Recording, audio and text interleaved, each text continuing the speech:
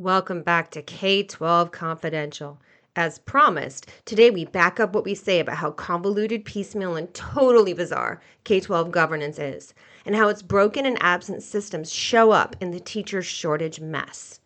It is extremely important to understand that the actual culpable parties behind all of the messes in K-12 education are veiled by this confusing system, and that leads to rampant corruption as well. The authors of the paper we discuss today don't go so far as to say that, though. But the stance of this podcast is clear. The public deserves to hold the responsible parties accountable. But currently, the responsible parties are so hidden that the public is blaming teachers and the federal government. Look, we're not perfect and they're not perfect. It's certainly, though, not the U.S. Department of Ed at fault here. They don't have the power whatsoever to clean up this mess. That's not the way this thing was built. Even when they were fully funded, they could not do that. It's the local control formula that's at fault here. I also have an update, me and my fellow co-hosts. We want to say this to everyone. If you have any issues with this podcast content and want to talk through it with us, we invite you to email us. You might be surprised to learn that we are willing to talk with our critics. Party politics be damned. Me personally, I've resigned my allegiance to partisan politics altogether. I even posted my no party preference voter registration card on our Instagram account. I back it up. I'm serious here. We have all of our nation's children's backs here. Red states and counties, blue states and counties, purple states and counties. I've been suffering backlash from the left for years, as have my other fellow co-hosts, in our pursuit to be more inclusive in DEI work and also just hold everyone accountable here.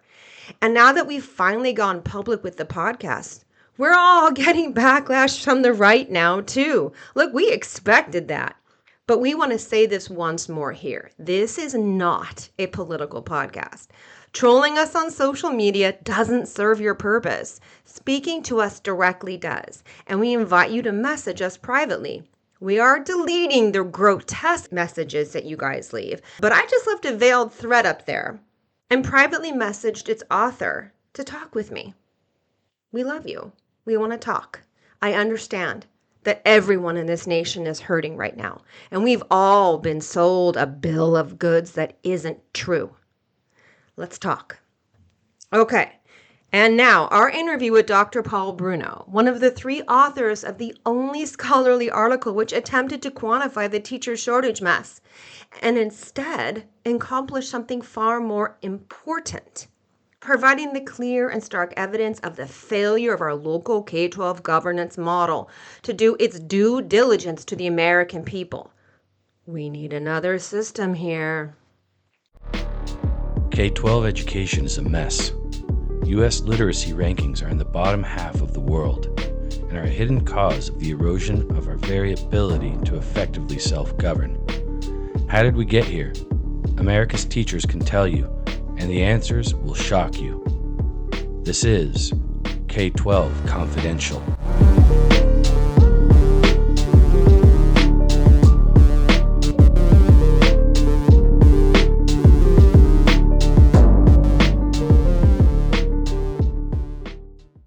Thank you for having me.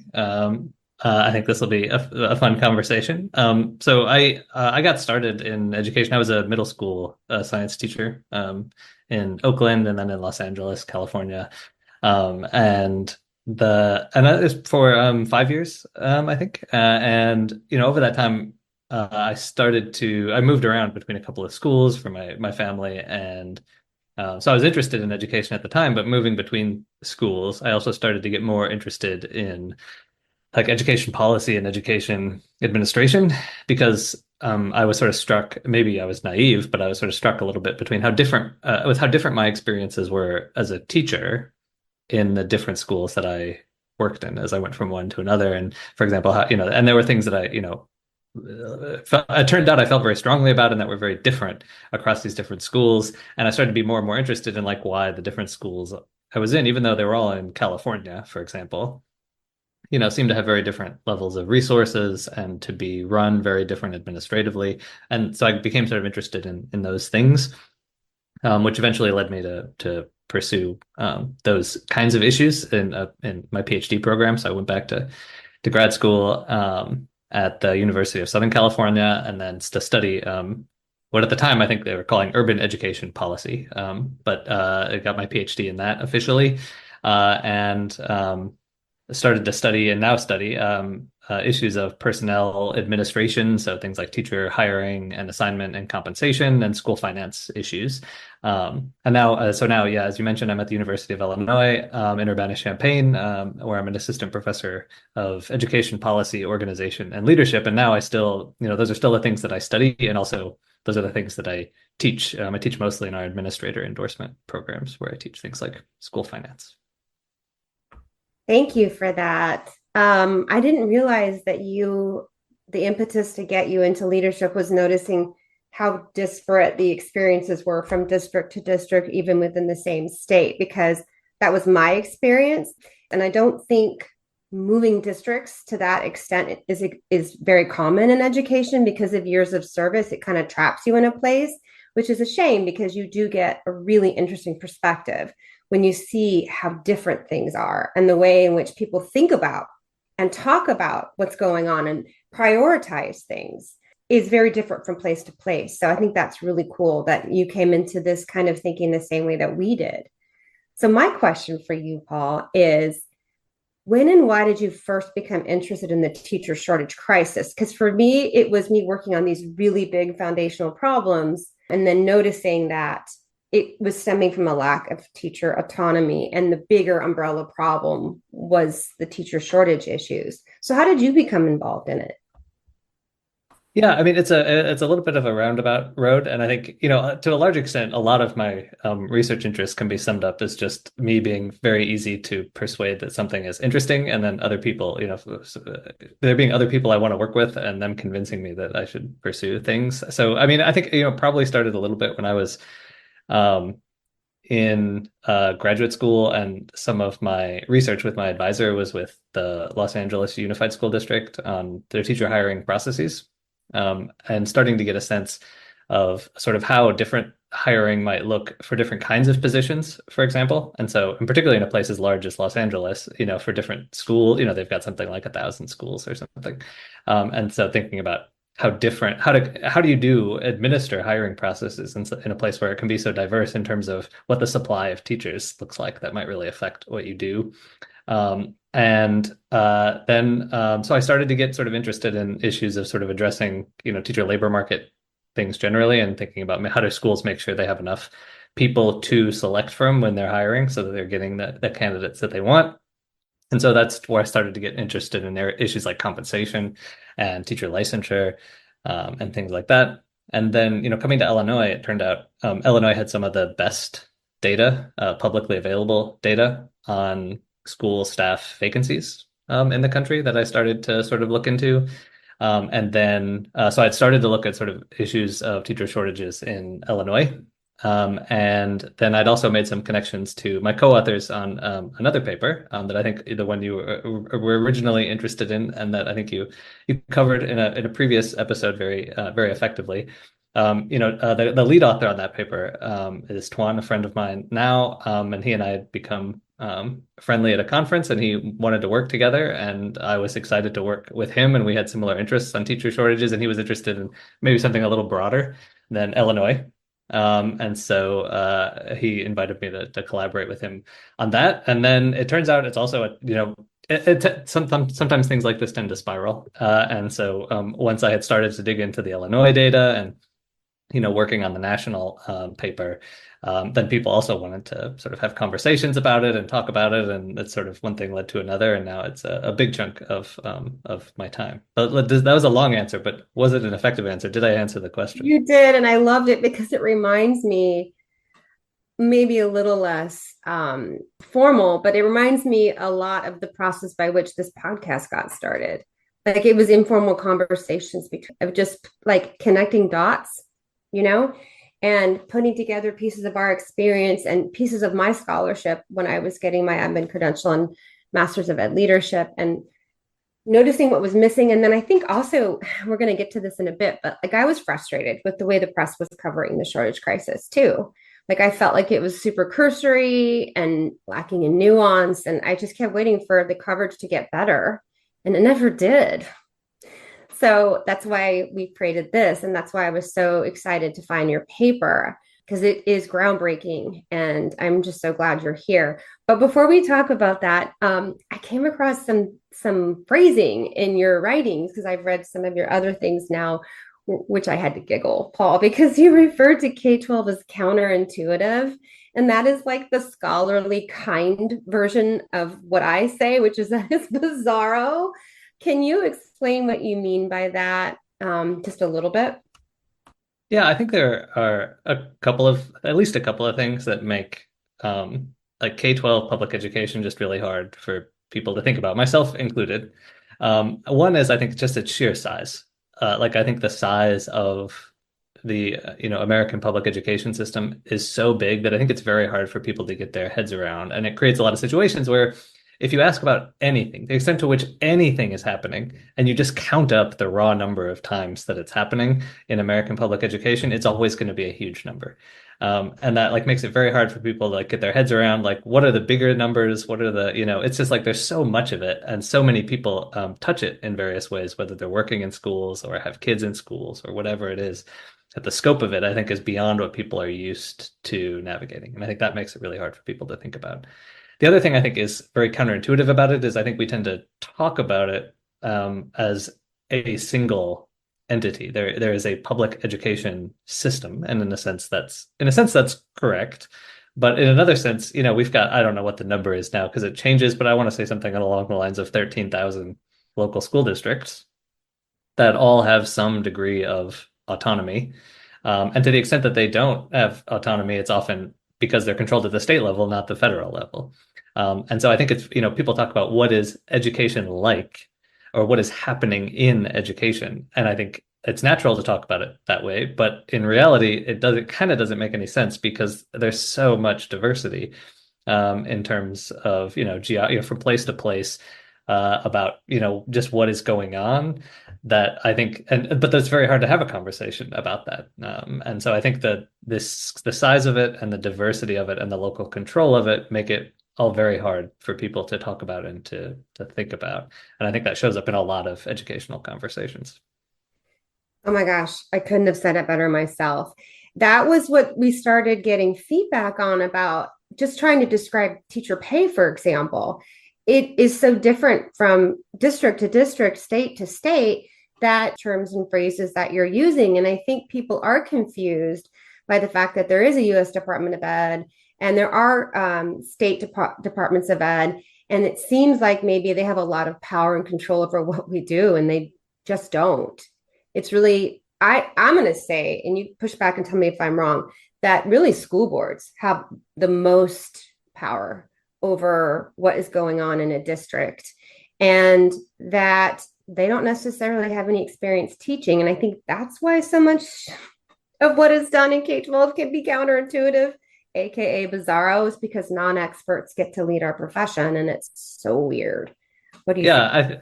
Yeah, I think there's something to that. I think it probably depends exactly what aspects of schooling we're talking about. I think Mm-hmm. school boards are definitely, I think, underrated to some extent in terms of how much power they have. And I think that they're not the ones who tend to get attention, right? I think the political attention tends to focus probably disproportionately on the federal government, which is playing a relatively small role, or like individual teachers, and what individual teachers are doing or aren't doing, or something like that. Um, but I think you're right that the school boards, especially, are making a lot of the decisions and are legally entitled to make a lot of the decisions, Yeah, but yeah. are often not the subject of as much attention as would be justified. Well, I could talk about the convoluted ways in which K-12 is governed and siloed all day, but we're going to move on. I want to get to, before you start talking about your findings and the limitations of the data, which that latter piece I think is the richer conversation. Before we do that, I just kind of want to ask you to unpack your issues with the term shortage and crisis. And you have a very eloquent, nuanced take on this term shortage. and on crisis. Can you unpack that a little bit and maybe even talk about your frustration with the way it's been covered in the press? Yeah, I think I'm in full transparency. I think I often give a lot of like journalists included a hard time about using some of this language. So I think it is only fair that I be able to explain a little bit about what my concerns are. I think so. I think I have a couple of concerns about different aspects of the language or framing. Even though I think there's also a lot there that's worth paying attention to. I mean, one thing is I think we talk about teachers. But in reality, there's actually several different types of teachers that are actually in pretty distinct labor markets. And by which I mean they either are, a lot of teachers are either not willing or not allowed to teach in different places or in different subjects than they are, either because they won't cross state lines or their certification requires them to teach certain things. And so in reality, we have there are elementary teachers and there are math teachers and there are social studies teachers and there are special education teachers and there's teachers in California and teachers in Illinois. And so one thing is, I think, sort of as I was saying before about how the size and diversity of our education system, I get a little worried when we generalize and lump all of those different things together and call them, well, they're teachers. Particularly as someone who, like, as a middle school teacher, I think of my job as almost completely different than the job of an elementary school teacher, which, as far as I'm concerned, I would never be able to do, no matter how much preparation I received. And so I think of, the idea of lumping me in with the idea of an elementary school, being a middle school science teacher and an elementary teacher is fundamentally the same kind of job. I always found sort of a little bit counterintuitive, and I think that matters potentially for what we think we need to do to fix the shortage problems. Because I think it helps to have targeted solutions to targeted problems. So I think that's part of it. As sort of lumping all teachers together. Another piece I think is it being a little bit hard to define and clarify what we mean by shortage. I think the word shortage, I think, is a little bit hard to get our heads around. I think it's absolutely true in some sense that we have a teacher shortage. I think that you can absolutely define those terms in such a way that it's 100% true that there's a teacher shortage. I think at the same time, I think the framing around this tends to obscure a lot of important facts about education, like, for example, the fact that right now there are more teachers in public schools than I think at any point in American history, and more teachers per student than at any point in history. And maybe that's a good thing. And maybe we want there to be even more teachers. But I do think that for a lot of listeners and for a lot of policymakers who hear some of that narrative, like in the media, I don't know that they necessarily understand that when people say there's a teacher shortage, that could be happening even as the number of teachers in the schools is going up, and the number of students going down, which is the situation schools have been in for the last couple of years on average. And I think, again, I think that also has some, I don't just mean to be nitpicky about the rhetoric. I think it potentially matters for what people think the implications are. For example, whether whether we should be thinking differently about the choices we have, whether about hiring more teachers versus paying teachers more, for example. I don't know that that's as intuitive. I think that's an option we should be considering more, and I don't know that the teacher shortage framing lends itself to that necessarily. And in terms of the crisis language, I think one concern, I have a couple of concerns there. One is I think it's a little bit hard, and I think something we might return to is I think it's actually a little bit hard to say what the actual effects on kids are of some of the shortages. In part, that's because there might be more shortages, but also more teachers working in schools, and we don't know exactly what kinds of impacts there are. And I worry about giving people a false sense of exactly how terrible it is in public schools right now. And I worry a little bit about both using crisis language in a way that discourages people from becoming teachers because we frame it as such a terrible job, nobody wants to do it. Or we play into narratives about what a terrible place public schools are to send your children. And I think there are I would describe them as concerted political efforts in some circles to undermine confidence in public schools. And I'm not sure that the crisis language isn't playing into their hands to some extent. So again, that was a bit of a long answer, but that's sort of my general thoughts about why some of the framing might matter here. Thank you for that response. I think when I was covering your article and I just sort of asked AI, after I've already read your article and I sort of juxtaposed AI with what we actually know, it makes it seem like AI makes it seem like, and these quick Google returns that people get without reading the real data make it seem like it's easily quantifiable, and it mischaracterizes the whole thing completely.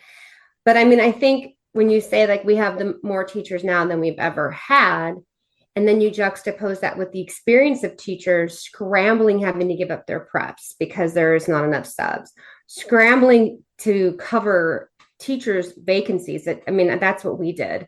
There was the vacancies were so bad at a school I once taught at that the teachers had to take turns giving up their prep to cover a vacant room with no teacher of record. And then we talk about too the sort of the undervalue of first and second grade teachers and administrators not understanding how esoteric and nuanced reading instruction is and how long it takes to become a quality reading instructor.